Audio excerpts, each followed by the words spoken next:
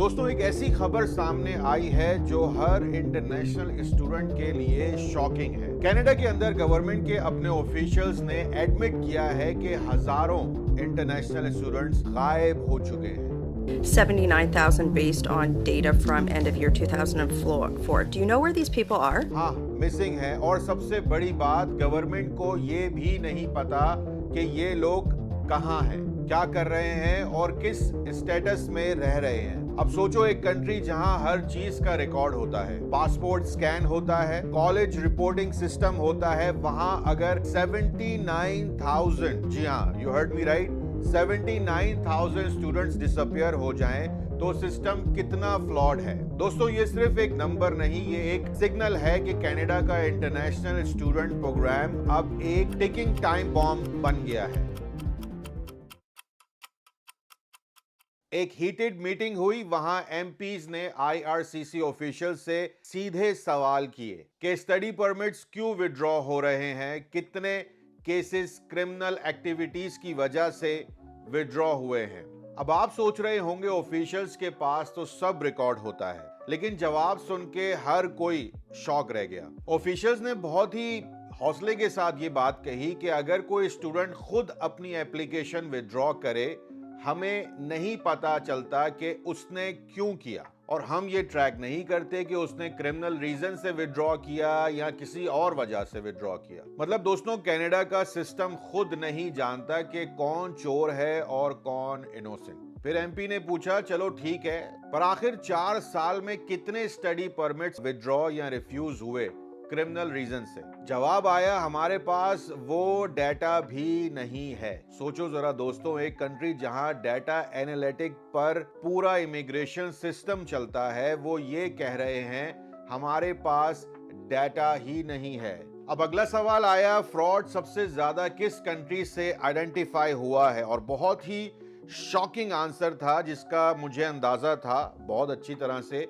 Officials ने थोड़ा घुमाने की कोशिश करी, बोला डिपेंड ऑन स्ट्रीम, लेकिन जब एमपी ने बोला मुझे सिर्फ एक कंट्री का नाम चाहिए, तो जवाब आया इंडिया। हाँ दोस्तों, इंडिया उन टॉप कंट्रीज में है जहां से सबसे ज्यादा फ्रॉड केसेस डिटेक्ट हुए हैं। Fake documents, fake offer letter, ghost colleges, सब कुछ। लेकिन दोस्तों मैं यहाँ एक बात क्लियर करना चाहता हूँ, सब इंडियन स्टूडेंट्स ऐसे नहीं होते। मेजॉरिटी से भी थोड़े ज्यादा हार्ड वर्किंग है, ऑनेस्ट हैं और अपना ड्रीम चेस कर रहे हैं। लेकिन कुछ लोगों की गलत हरकतों की वजह से, गलत कामों की वजह से पूरी कम्युनिटी को बदनाम कर दिया जाता है। और सबसे बड़ी प्रॉब्लम यह है कि एजेंट्स और प्राइवेट कॉलेजेस ने इस सिस्टम का फायदा उठाया। वो स्टूडेंट्स को कनाडा भेज देते हैं बिना प्रॉपर डॉक्यूमेंटेशन के, और फिर जब स्टूडेंट फेस करता है ट्रबल्स को तो वही लोग उसे इग्नोर कर देते हैं। फिर एमपीज ने अगला सवाल पूछा, you said 8% of students are non compliant. मतलब वो कनाडा में है लेकिन कॉलेजेस के पास उनका कोई रिकॉर्ड नहीं। एमपी ने खुद कैलकुलेशन की और बोला दैट अराउंड 79,000 स्टूडेंट्स। 79,000 मेरे दोस्तों, सोचो पूरे एक मिड साइज कैनेडियन सिटी जितने लोग मिसिंग हैं, और वो सब स्टडी परमिट होल्डर्स थे।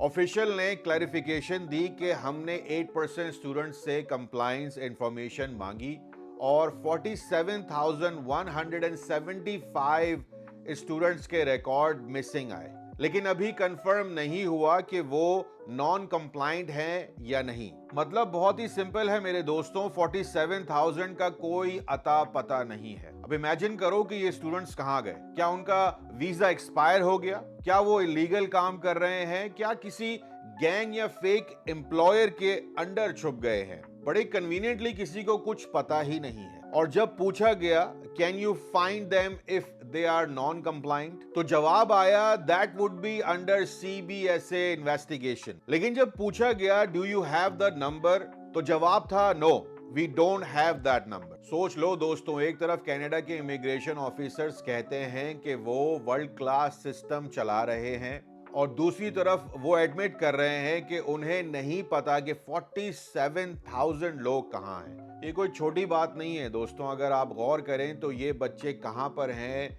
और इलीगल किस तरीके से रह रहे होंगे। It's a very very difficult country to live in अगर आपके पास प्रॉपर डॉक्यूमेंट्स नहीं है। और बात यहाँ खत्म नहीं हुई। कमेटी मेंबर ने बोला अगर आपको नहीं पता कि ये लोग कहाँ हैं तो आपको कैसे मालूम कि आपके मॉनिटरिंग मेजर्स इफेक्टिव हैं। ऑफिशियल्स ने कहा हम कंटिन्यूअसली डाटा कलेक्ट कर रहे हैं और सीबीएसई के साथ शेयर करते हैं।